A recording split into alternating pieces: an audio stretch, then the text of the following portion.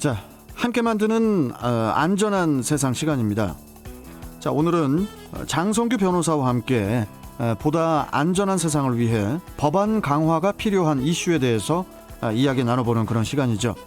자, 법무법인 비전의 장성규 변호사님, 안녕하세요. 안녕하십니까. 예, 어떻게 바쁘게 지내시고 계시죠? 예, 바쁘지만 요즘 올림픽이라서 즐겁게 지내고 있습니다. 예. 네. 자, 그나저나 참 경북 문경의 그 한 산책로에서 그 사냥개 6마리가 그 산책 나온 모녀를 물어서 그 중상을 입히는 그런 사건이 발생을 했습니다. 관련 사고를 좀 먼저 자세히 좀 짚어주세요. 장성규 변호사님. 네네. 지난달 그 7월 25일 오후에 경북 문경에서 발생한 사건이었는데요. 그 피해자의 가족이 청와대 국민청원 게시판에 자신들의 사연을 올림으로써 세상에 알려졌습니다. 그 내용은 목줄과 입마개를 하지 아니한 그 그레이하운드 3마리하고 잡종견 3마리가 산책 중인 여성과 그 여성의 어머니를 공격했다는 것입니다. 예. 근데 이제 그 견주가 6마리나 되는 개를 풀어서 외출을 하면서도 자신은 그 개들에 대해서 아무런 안전조치 취하지 않고 자신은 그 경운기를 타고 뒤에서 따라다니면서 외출했다는 거예요. 그리고 나중에 보니까 사고 후에 밝혀진 사실은 가해 견주는 평소에도 목줄을 전혀 채우지 않고 지내고 있었다 해서 더 한 번 놀라게 했었습니다. 그 피해자인 그 모녀는 의식도 잃고 또 중환자실에 입원을 하는 등 상태가 꽤 심각했던 걸로 알려져 있는데 어느 정도로 피해를 당했던 거죠? 먼저 그 딸 되는 여성분은 먼저 이제 물림 사고를 당했는데요. 그 6마리가 달라들어서 뭐 끌어내리는 과정에서 두개골이 보일 정도, 두피 속 두개골이 보일 정도로 아이고. 머리와 얼굴이 뜯기는 상처를 입고 또 팔과 다리에 전신에 상처를 입었다고 합니다. 그리고 그 여성의 어머니도 부피가 뜯겨나가고 또 목과 전신에 물림 상처를 입었는데요.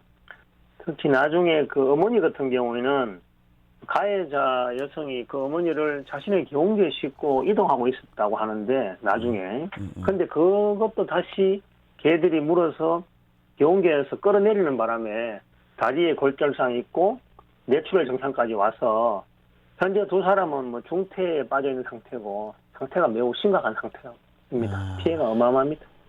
이번 그 사고에서 그 사냥개 그 그레이하운드 3마리 또 이제 잡종견 3마리 모두 이제 목줄하고 입마개를 하지 않은 그런 상태였다고 하던데, 자, 그런데 입마개를 하지 않아도 제재를 할 수 없는 견종이었다고 하던데요.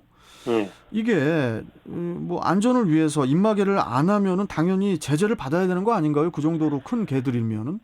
예, 맞습니다. 필경 생각하기에 입마개는 당연히 해야 되는 것이 아니냐 그렇게 할 수 있지만 현재 우리 법상 동물보호법상에는 외출 시에 목줄과 입마개를 꼭 해야 되라고 규정되어 있는 그 맹견이 따로 분류되어 있고요. 그런 경우에 맹견인 경우에 목줄과 입마개 하지 않으면 과태료 100만 원 이하에 부과할 수 있다는 조항이 있고요. 그다음에 맹견에 해당하지 않으면 입마개 하지 않아도 처벌받지 않고 과태료 부과 대상도 아닙니다. 그러니까 이제 동물보호법 시행규칙에 따라서 외부 산책 시에 입마개 착용이 의무화된 맹견이 따로 있다는 거죠, 그러니까? 맞습니다. 그러면은 입마개를 그 필수로 착용해야 하는 견종은 무엇인지 이것도 좀 궁금하고, 이런 사고가 자주 발생을 하니까 우리가 좀 잘 인지를 좀 하고 있어야 될 것 같아요. 예. 그 맹견으로 분류된 것은 그 동물보호법 시행규칙에 딱 규정하고 있습니다. 우리 5종류인데요. 그 이름은 어렵습니다. 한번 불러드리겠습니다. 도사견. 그다음에 아메리칸 핏볼 테리어. 핏볼. 그다음 아메리칸 스테퍼더셔 테리어. 그다음에 스테퍼더셔 볼 테리어. 그다음에 로트와일러. 이 5종류가 맹견으로 분류되어 있고 그와 잡종 관계에 있는 개, 그 포함해서 맹견으로 분류되어 있습니다. 그러면은 장 변호사님. 그 이번 사건을 일으킨 그 6마리 개는 그 입마개 필수 착용 맹견이 아니기 때문에 그 견주에게는 과태료라든지 뭐 이런 게 뭐 발생하지 않는 건가요? 예, 맞습니다. 그 입막에 미착용에 따른 과태료는 발생하지 않았죠.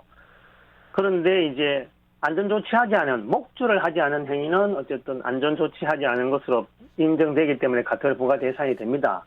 그런데 소식에 따르면 그 6마리 나왔다고 했잖아요. 한 마리당 목줄하지 않은 데 대한 과태료로 20만 원 책정해서 총 120만 원 부과되었다고 합니다.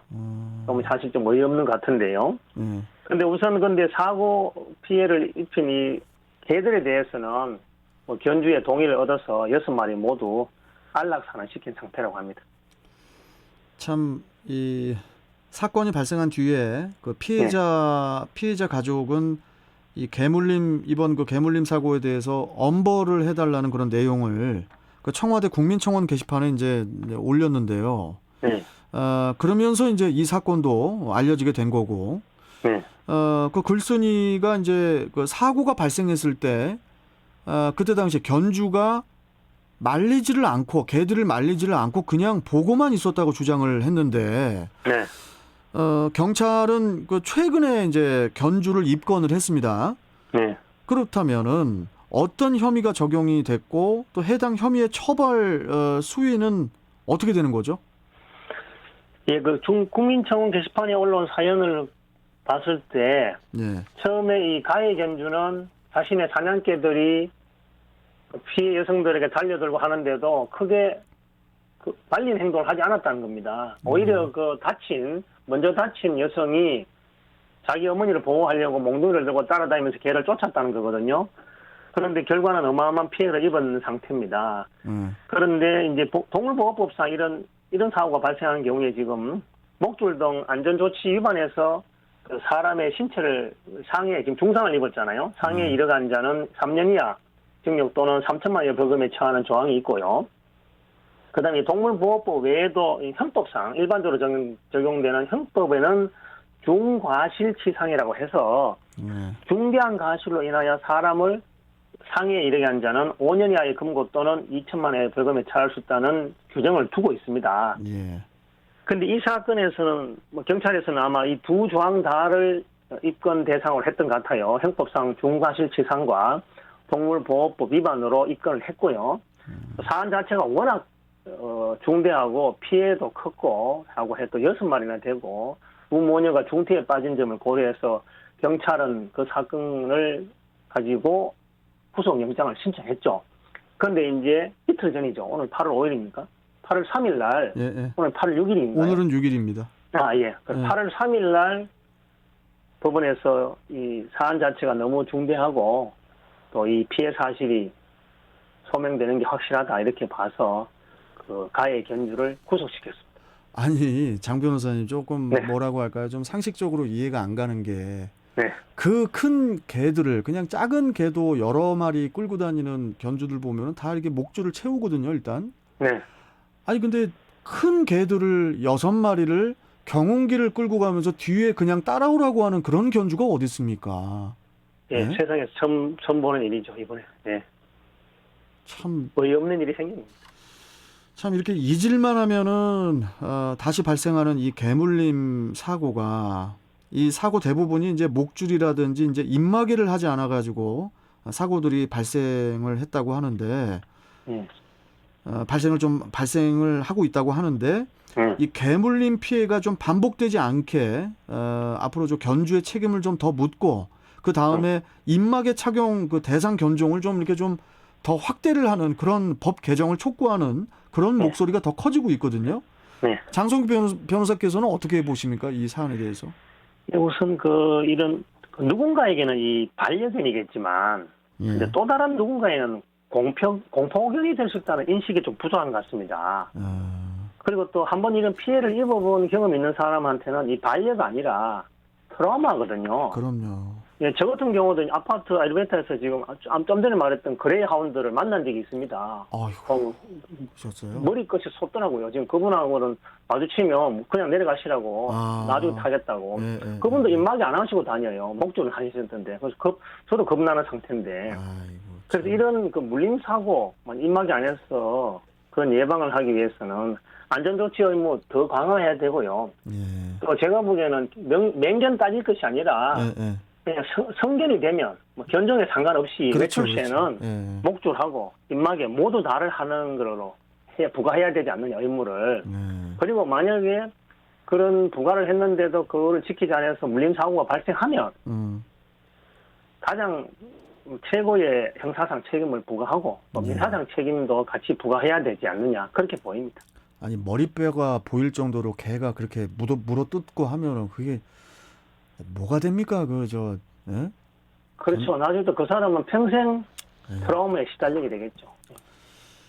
아무튼 이런 부분에 있어서 좀 엄격하게 좀 처벌이 좀 강화가 됐으면 좋겠고요. 자, 오늘 말씀은 여기까지 듣도록 하겠습니다. 고맙습니다, 변호사님. 네, 수고하셨습니다. 예.